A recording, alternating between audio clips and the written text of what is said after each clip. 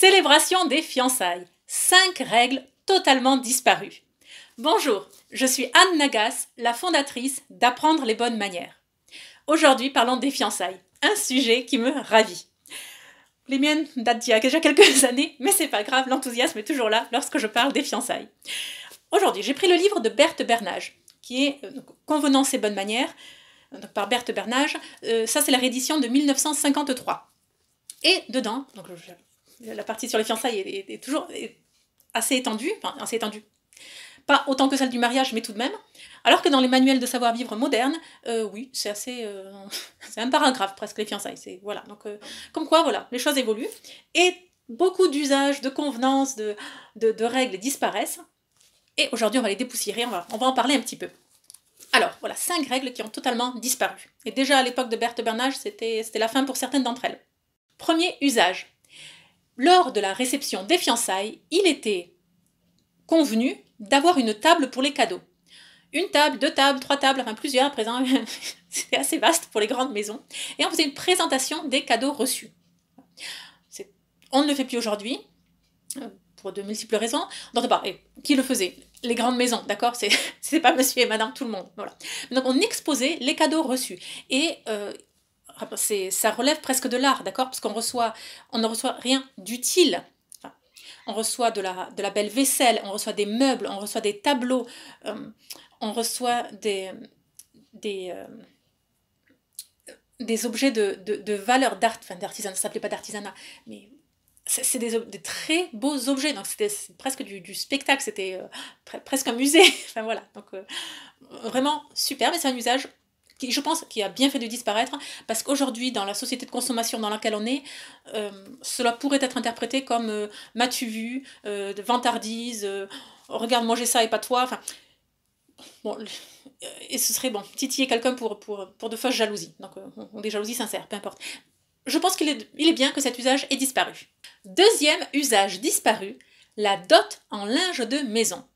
Et là, il y a des pages entières, donc sur le trousseau, qui le paie, qui le confectionne, est-ce que la fiancée le coud elle-même ou pas, quand on l'achète, ce qu'il relève du linge de lit, du linge de table, du linge de maison, le trousseau de monsieur, de madame, qu'est-ce qu'il faut marquer vraiment dans le détail des vêtements, ce qu'il en est donc sur quoi on marque ses initiales, broder les initiales, ou alors juste un liseré rouge, ou qu'est-ce qui doit absolument ne jamais ni initiale, ni liseré, ni blason, ni rien, c'est très très intéressant.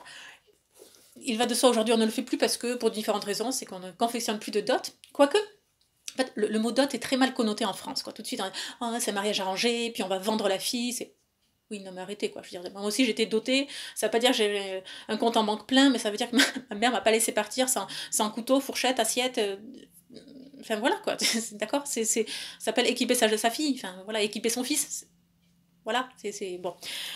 Mais donc, surtout pas utiliser le mot dot de nos jours. Et donc voilà, donc le trousseau, voilà, le trou. Cet usage a disparu, on ne confectionne plus de trousseau pour la jeune fille et pour le jeune homme. Et d'autant plus, la jeune fille ne se le fait pas elle-même. Troisième usage disparu, celui de faire une réception à l'occasion du contrat de mariage.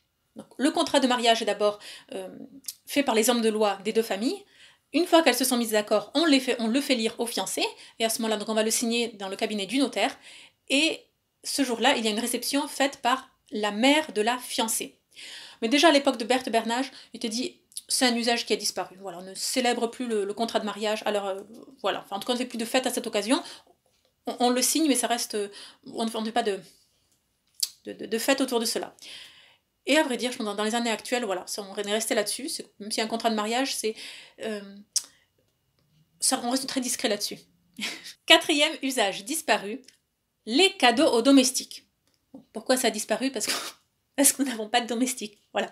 Pourquoi pas dans les grandes maisons, peut-être, dans une grande maison où il y a encore des domestiques. Enfin, on n'a pas plus ça de domestiques à l'heure actuelle parce que voilà, on va dire, oh là là, non mais bon.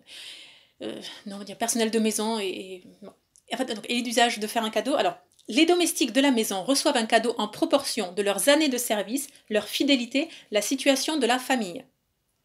Ça, c'est pondéré. Et ensuite, donc ça, c'est dans les deux familles, du fiancé et de la fiancée, et également donc le fiancé, lorsqu'il est souvent reçu, et de fait, il est souvent reçu dans la maison de sa fiancée avant le mariage, il se doit également de donner une petite gratification aux domestiques. Avant de passer au 5e point, une petite information pour ceux d'entre vous qui souhaitent en savoir bien plus sur le protocole des fiançailles. Il y a une formation intitulée Fiançailles traditionnelles, quel est le protocole de la vieille France et comment vous approprier cet héritage aristocratique chrétien. Vous aurez accès à 5, 6, même 7 modules entièrement consacrés aux fiançailles. C'est pas au mariage, c'est vraiment aux fiançailles. Quel est le protocole, les usages, les règles des fiançailles. Donc, c'est une formation historique et qui s'oriente jusqu'à notre époque. Donc, qu'en est-il aujourd'hui? Ça va vous plaire, je n'en doute pas. En tout cas, si vous êtes passionné par le sujet comme moi, vous allez vous régaler. Pour accéder à ce programme, suivez le lien juste en dessous de la vidéo. Et tout de suite, passons au dernier point.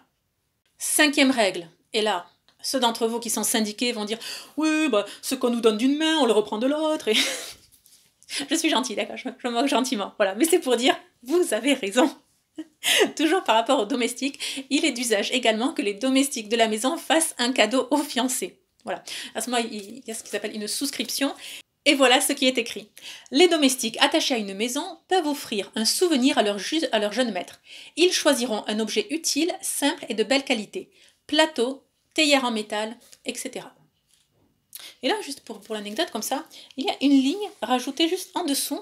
Et j'ai l'impression que cette ligne, on va dire, n'y était pas, peut-être dans les éditions précédentes. Et là, juste comme ça, un peu sorti du chapeau. Bon, fallait bien le mettre quelque part, donc on le met là. Qu'est-ce que ça dit? Et en plus, en italique. Les jeunes frères et sœurs font un cadeau. Là aussi, situation délicate. Alors, si vous êtes déjà de frères et sœurs et tous âgés et travaillants, c'est presque une évidence que vous aurez un cadeau. Mais, en fait, sinon, non. C'est quelque chose qui... les cadeaux on ne fait pas de cadeaux à l'occasion des fiançailles, en tout cas maintenant, par les frères et sœurs. Il y a quelque chose que la famille entre elles ne se fait pas de cadeaux. Voilà, c'est les personnes extérieures à la famille. Et donc, je pense qu'il y a eu de grands débats à l'époque de Bernache, justement, pour préciser, mais si, dans lequel elle a tranché, les frères et sœurs font des cadeaux. Donc, bref, j'en parle pas maintenant, mais réfléchissez à de grands enjeux derrière cela. J'espère que cette vidéo vous a plu. Abonnez-vous à la chaîne YouTube pour ne rien manquer. Et surtout, n'oubliez pas, la bienséance fait la différence.